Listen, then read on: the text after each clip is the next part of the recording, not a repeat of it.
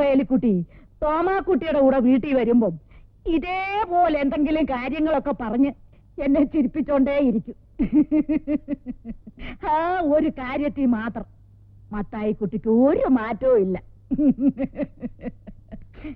അതിലും മാത്രല്ല, ഒന്നിലും ഞാൻ മാറിയിട്ടില്ല താണ്ടമ്മച്ചി.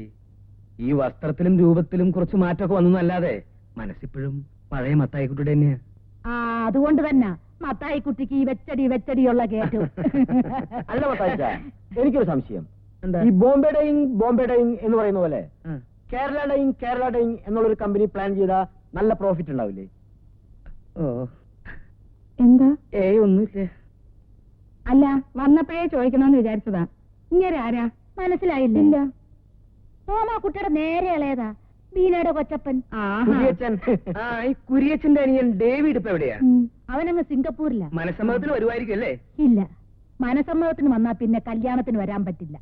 അപ്പൊ പിന്നെ ഞാൻ പറഞ്ഞു കല്യാണത്തിന് വന്നാ മതിയെന്ന്. അതെ, അമ്മച്ചി പറഞ്ഞു മനസ്സിലായില്ലേ? മനസ്സമ്മതത്തിന് വന്നാൽ കല്യാണത്തിന് വരാൻ പറ്റില്ല, കല്യാണത്തിന് വന്നാൽ മനസ്സമ്മതത്തിന് വരാൻ പറ്റില്ല, കല്യാണത്തിന് മനസ്സമ്മതത്തിന് കൂടി വന്നാൽ അയാൾക്ക് പിന്നെ പോകാനും പറ്റില്ല. ആ, അല്ല ഇതാരാ? ഒളിച്ചു കളിക്കുക വന്നേ. നാളെ നീ ഞങ്ങളുടെ മരുമോളാകാൻ പോകുന്ന പെണ്ണല്ലേ, അത്ര അങ്ങ് മാണിക്കൊന്നും വേണ്ട. ഇങ്ങോട്ട് വന്നേ. കുഞ്ഞുനാളിൽ നിന്നെ ഞാൻ എന്തുമാത്രം ഒക്കത്തെടുത്ത് നടന്നിട്ടുണ്ടെന്ന് അറിയോ?